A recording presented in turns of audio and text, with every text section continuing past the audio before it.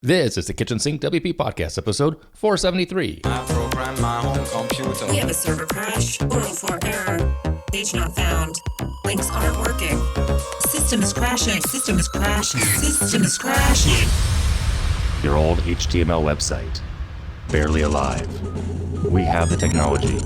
We have WordPress. A new website, better than it was before. Better, stronger, faster.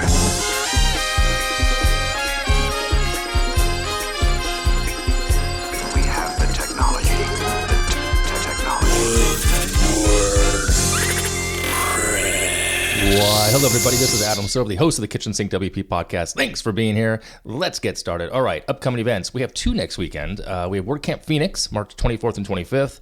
I was so about to go to that camp, honestly, and there's still like a 5% chance I'll go. But it's just a lot of travel right now, trying to get taxes done, looking at finances, anyway. So WordCamp Phoenix, March 24th, 25th. I'm definitely going to have FOMO. It's a great camp. Go if you can. Say hi to the people who I might know if you would for me. All right. Also, WordCamp Kerala. It's in Kochi, India, March 25th. It's the first time they're having a camp. They're very excited. I looked at their website. Very cool. Looks like it'll be a great turnout. If you're in that part of the world, definitely go to that as well. And that is it for upcoming events. Moving on, segment one in the news. A couple of things to talk about here. WordPress.com, Automattic, which owns WordPress.com, they acquired a plugin called ActivityPub. So then blogs can join the Fediverse. Fediverse? I don't know. So apparently this plugin lets WordPress blogs view blog posts and reply with comments on other sites like Mastodon and all the things that are kind of competing with the new Twitter changes and whatnot. So kind of cool. They acquired the company and the developer. So congratulations to all people involved. And I have not checked that plugin out yet. I might have to do that. So also in the news, WP Engine has released an updated version of Local, their development app, with site grouping. Apparently it's been a highly requested feature for a long time. Now I mention this because I literally just retired my longtime favorite tool, Desktop Server, just last week. I hadn't really used it in the past, 3-4 months since the development was announced. It was closing shop and whatnot, and I'm going to be moving things over to Local. So I'll probably do an update on that because I've tested Local way back when.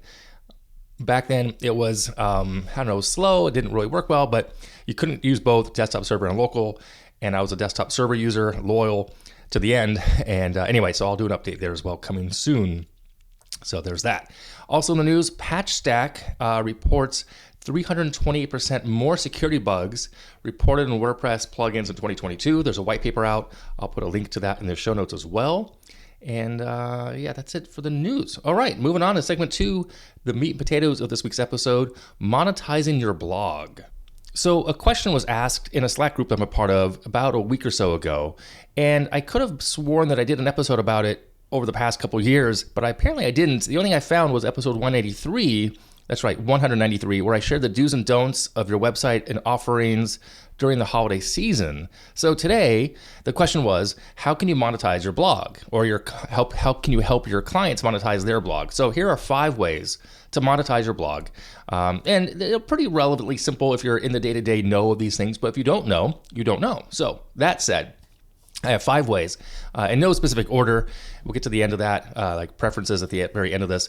First and foremost, affiliate links. Now, I like to assume that you all have heard of affiliate links. They allow people to earn a commission by promoting a product or service on the blog. Basic concept is that we, content creators or bloggers, sign up for an affiliate program and receive a unique link to the product or service that we're promoting. If someone goes to that link, clicks on it, makes a purchase, we get a percentage of the sale. It costs nothing more to the person clicking the link, but we do this all the time during Black Friday, Cyber Monday, very common. Share a Sale is one of the biggest resources of affiliate companies. There are other ones out there as well. What's the other one? There's a couple who've left Share a Sale who've gone to, I can't think of the name of the other company all of a sudden. Radius? Not Radius. I can't remember what it is right now, but affiliate links is one way for sure. Another way would be membership and courses. Now, basically a membership program can be a very lucrative way to generate income for a blogger, providing exclusive content and benefits in exchange for the fee, right? It can be structured different ways, one-time fee, monthly or yearly subscription, different levels of access and benefits. And within membership, you could also do courses. Courses can cover a wide range of topics, personal development, business skills, creative pursuits. So you can kind of tie those in together in one category. And I have experience with both of those as far as building them for clients, trying to build one for myself, and I know a lot of people who make a lot of money in both of those arenas. So, all right, moving on to the third one here, Google Ads and what I call private ads.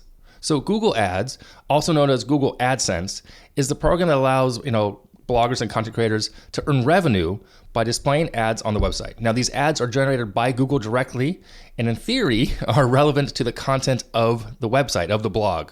When a reader clicks on the ad, the blogger earns a portion of the revenue generated by said ad, etc. The common issue is that, in my opinion, and what my experience have shown, is that you need a lot of impressions, a lot of traffic on that website to make any real income. It's a lot about eyeballs, right? I also want to mention what I call private ads, where you could sell advertising space on your site directly to the end advertiser, if you will. Now, charge what you want. You'll make a lot more income this way. You still need to have eyeballs and show some analytics to that, advertiser. But if you recall from a few weeks back, the company AdSanity, the plugin, was a sponsor of this podcast. They're not a sponsor this week, but I still like them a lot. I still think it'd be the best tool to use to go that route. And you actually end up making a lot more money in a specific niche as well. I'm still looking at them for a use case that I have coming up, I think. So again, Google Ads versus private ads, both good there, but kind of a different way to go about it. So, okay, moving on to the fourth one. Fourth one. E-commerce, of course. E-commerce makes total sense. Offering products such as digital or physical good.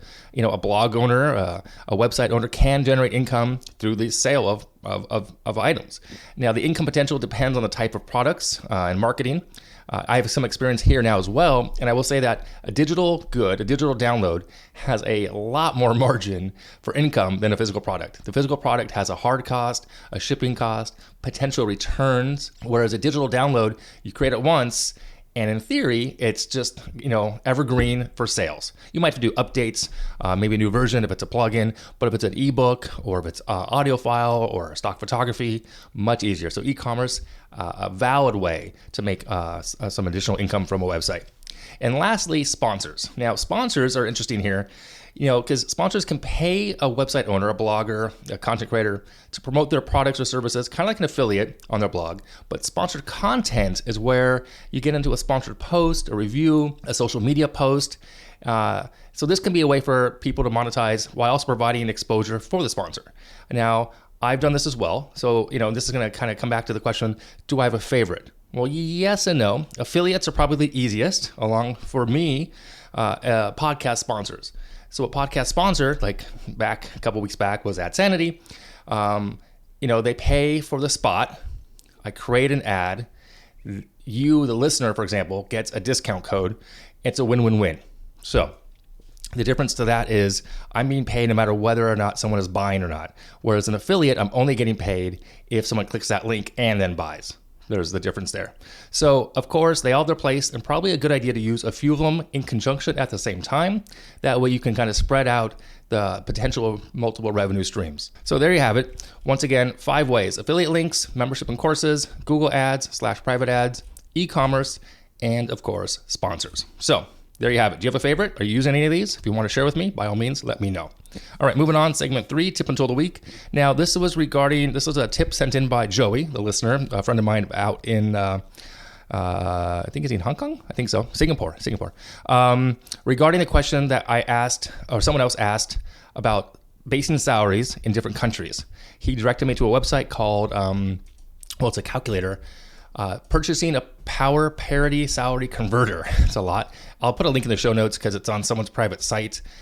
You pick a country, you pick the source country, the local currency, the target country, and it tells you. For example, if I pick United States and I want to say I'm going to make $50,000 and I pick the target country and I'll pick France, it looks like that would be 35,942 in the local currency. So it's at euros, I'm thinking, right? So there you go. So it kind of tells you the difference in power of purchasing power, what you need to make here versus there, the equivalent. So kind of cool. Check it out. Thanks again to Joey for sending that in. All right, moving on. That's it this week. Let me wrap it up. If you have any questions, go ahead, send it in via email, adam@kitchensinkWP.com, or use the speak pipe function on the website. If you want to support the show, become a patron. That'd be awesome. You can also sponsor the show. There's a form on the website for that as well. Thanks for listening. See you next week. Now go out and do some awesome things with WordPress. All right? Bye-bye.